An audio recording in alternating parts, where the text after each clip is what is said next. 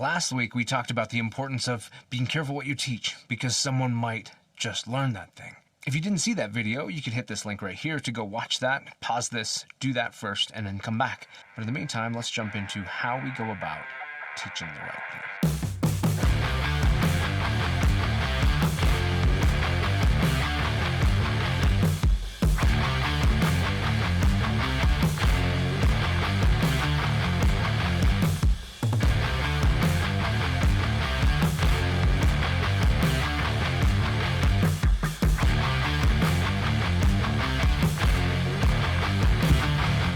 Hey, what's up? I'm Ken. This is kenfuTV, and each week I release videos in the martial arts, philosophy, technique, training, that sort of thing. So that's the kind of thing you're into. I hope that you stick around. I hope that you subscribe. I hope you share this with someone you think might enjoy it or needs to hear it. But mostly, I just hope that this lands somewhere for you, and that it gets you thinking, and that it's useful to you. The previous week's videos are also released on Spotify and other places that you can catch podcasts if you want to listen to this in an audio format, if you prefer it that way. And lastly, I have another series called DOJO Sessions, which is actual training kind of stuff, technique-based stuff, kata application, karate, jiu-jitsu, eskrima, different ways of handling weapons and dealing with things on the ground, concepts, philosophies, and just how I approach the things that I talk about. Me putting my money where my mouth is, so to speak. If you want to look into that stuff, there'll be a playlist in the video description below and at the end of this video.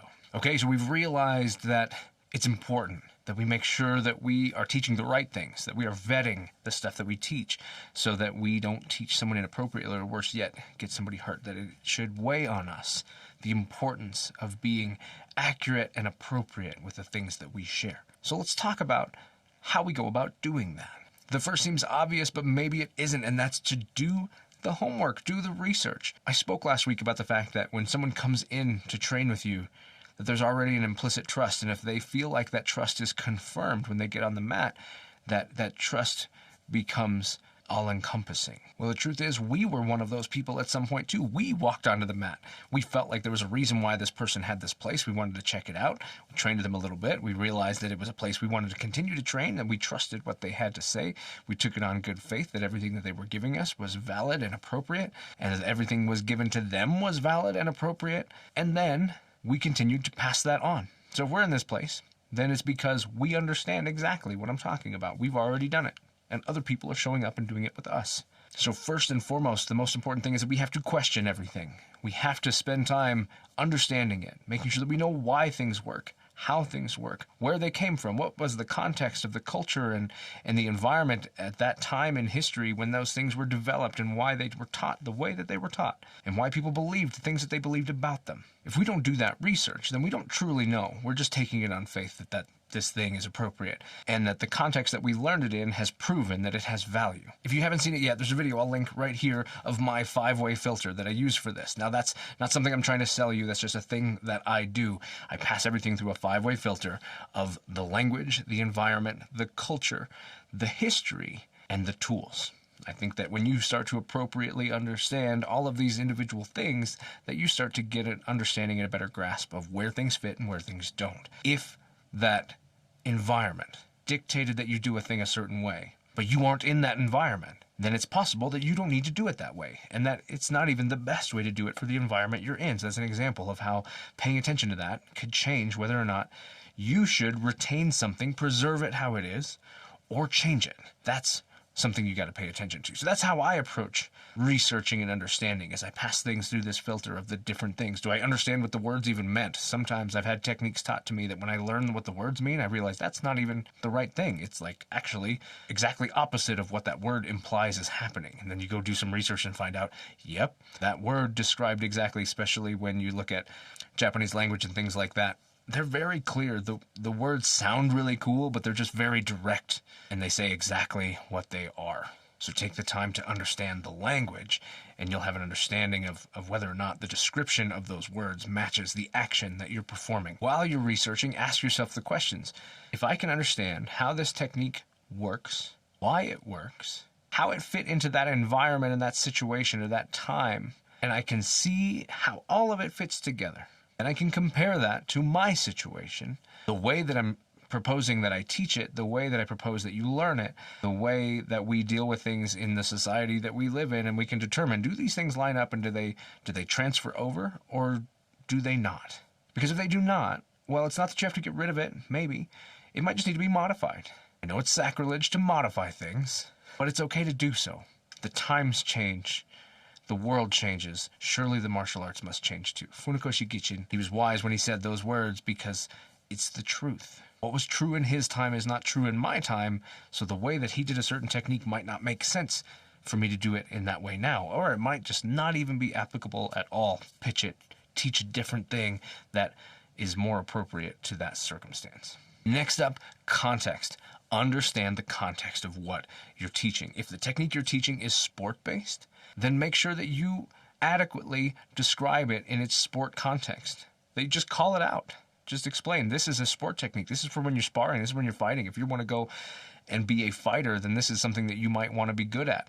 Here's how it works, and here's why it works in that context. Bonus points if you go ahead and include things like, here's when it wouldn't work in a different context. Here's an example of that context and why parts of it wouldn't be appropriate and why it might not be the best choice. Do the same thing for self-defense, do the same thing for just the art, and do the same thing for the health and wellness and just biomechanical stuff. Make sure you explain the context. Help your students understand the idea of context and how to process whether or not something belongs here or there, or if it belongs in both, or how it fits.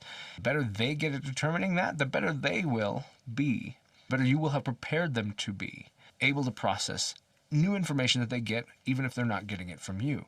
It's important that we build them to be learners, because that's how they process and become better. We want to keep them safe. This is how we do it. When you're looking at whether or not something is safe to do, we talked about just the chance of injury. If people don't know how to do a thing or aren't prepared for it, that they could injure themselves even right there on your mat. That also is something that comes down to understanding things more thoroughly and knowing where the injuries could take place. Develop a good first aid knowledge. Develop a good basis of understanding of how the human body works and what its functions are. Like, honestly, I think some of the best training you can get as a martial artist is in the realms of physical therapy, personal training, and first aid. Those areas help you understand things so much more thoroughly and just keep people safe, but also how to do them effectively. If I know how the body works when it tries to do this action, then I can make you better at doing this action. Or I can take that knowledge of how the body works and say, here's how you would leverage that and use and take advantage of that in order to hurt somebody. Point things like arm bars, understanding the arm likes to bend this way, doesn't like to bend that way, so if we extend that, that's going to be it, right? That's a simple one, but there are many, and the more we understand the body, the more we understand how to apply things efficiently, apply things really well, but also to make sure that we understand where they could go wrong, and then also how to make sure that we can perform our own things safely and not put ourselves in a place of injury. It's also important that we vet things.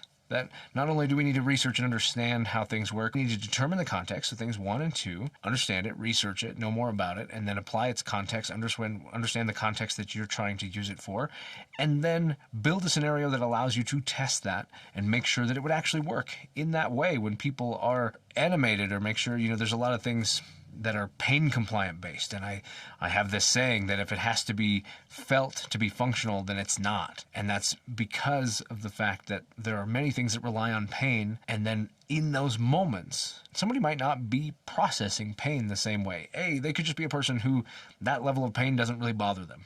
It could be a person who has a chemical influence that's affecting their ability to perceive pain. And then there's just the body's natural chemical influence under stress or duress or adrenaline or things where it starts to include other chemicals to help protect itself. And some of that is to make sure the whole span of survival, that if you could be distracted by pain, you might not be able to survive. So that's a thing that the body does for you. So there's a little bit of going back to understanding the body. So if a technique is based entirely on pain and you can teach it in a context where everybody's nice and relaxed and you can just show them how this hurts, and that's the only way you ever do it, you might never realize that on somebody who's not perceiving that pain, it might not work. My response to that is it needs to be functional without the pain. If it manipulates your body's structure, Maybe, for example, you can take different types of arm bars and things that they hurt a lot, and that's what motivates people to move. But if that arm bar applies leverage to the body and the body's structure in a way that affects them even if they don't feel it, it's still effective, then that's a good technique. That's a technique that's going to continue to succeed even if the pain isn't felt. Once you start vetting techniques, creating scenarios that you can test them and make sure that they work, training them live against people who are resisting, right? Ian Abernethy has this excellent 4-step plan, the way he approaches kata, learning the solo form, learning its applications, learning the principles enough to adapt and vary, and then training it live with somebody resisting. That last step is such a critical step. If you're not training it with somebody who's going to try to make sure that you never accomplish it, then you're not going to learn how to accomplish it against somebody who doesn't want it done to them. That does not mean throw out any technique that somebody can resist. That live training needs to be somewhat spontaneous. We've all been on the mat and trained with someone where we're doing a technique. That person knows what technique we're doing and they resist it in the exact way that it needs to be resisted. That's useful, but it's also not useful. It's good to know how to resist that. It's good if you can accomplish it even if they're doing that. Great. But the truth is maybe not. Maybe the fact that it needs to come from somewhere else. We're not going to be dealing with people who know what we're about to do. So being able to leverage things is more likely to succeed if we train them in a spontaneous way, whereas we are doing different types of sparring, not just generally long range, long distance sparring. I don't think that that's a good context for things like self-defense. Training in a sparring way where you're grappling and fighting and working, and then you find out if you can apply that technique, you train it enough that when that context happens, that trigger takes place, that you can slide into that place and do it, and they didn't see it coming or couldn't respond fast enough because you didn't create a situation where it was known that it was coming. That's more important. Understanding how to transition from one thing to another thing to make something more successful. Jiu-jitsu does this fantastically. Setting up a thing that you might accomplish, but knowing the ways that someone might try to deal with it, and then knowing how to attack those things too, is a perfect way to approach how to make sure that your techniques are effective. If you can put them in that kind of context and they still work, then you know that you've got good technique.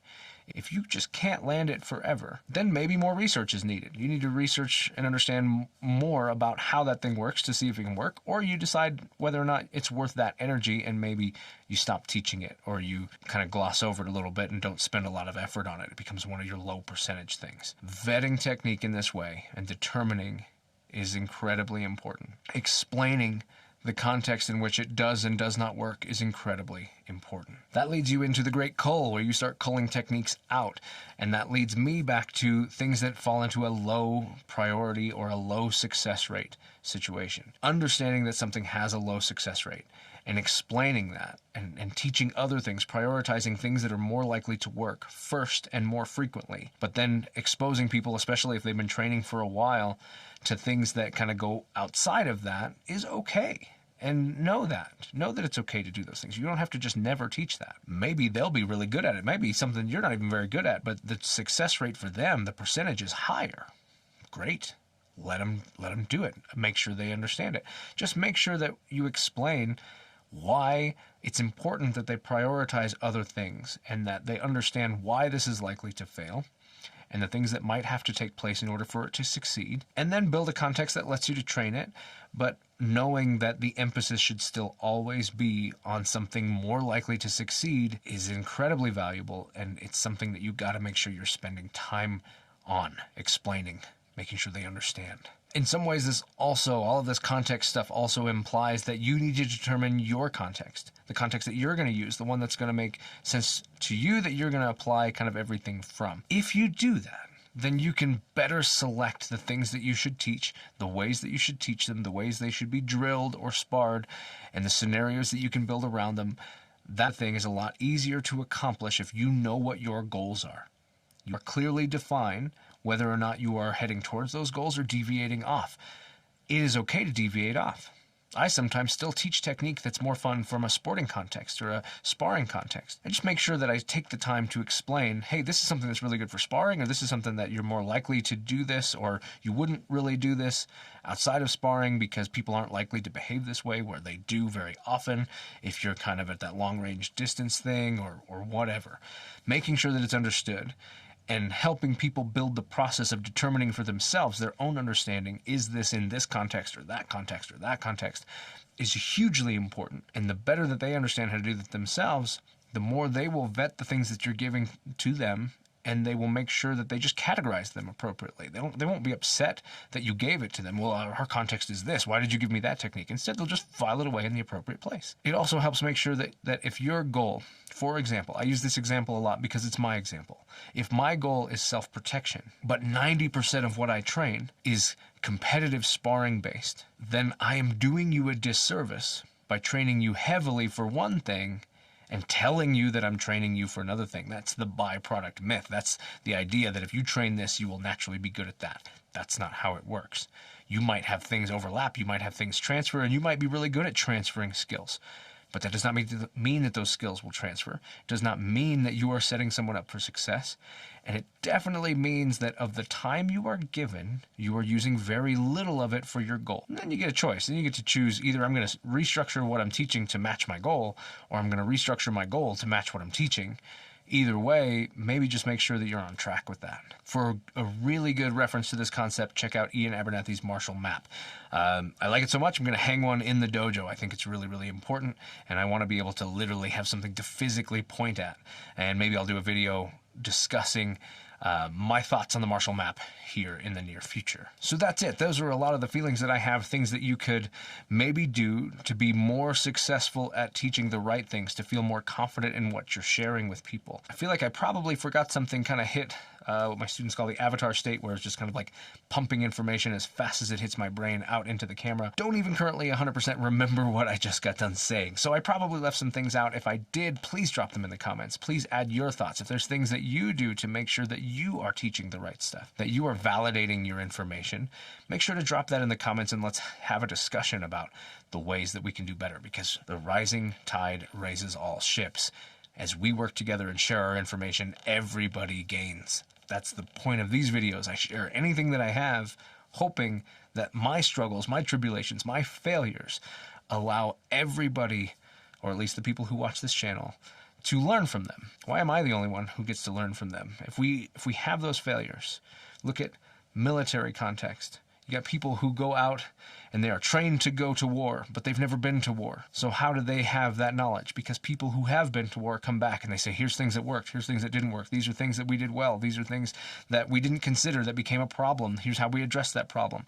We think we could address it better this way, but we didn't think of that at that time. Learning from all of that makes them more successful at going out and applying that information immediately, and then picking up where they left off, standing on the shoulders of giants, so to speak, and seeing so far. That is how we go and continue to cyclically build higher and higher and higher, rather than everybody starting from scratch. If we never share our failures, then other people are forced to feel that failure before they learn from it. If I share my failure with you, if I have something in my life that fails and I share it with you and what I learned from it and how I plan to approach it or how I've been able to approach it, thusly you don't run into that situation, but then you share your own failure that I haven't experienced, then we both have learned in less time. And I think that's incredibly valuable. Anyway, if you like these kinds of videos, you can watch another one right here. I've got that DOJO Sessions playlist right here. And if you want to subscribe, hit that bell right here.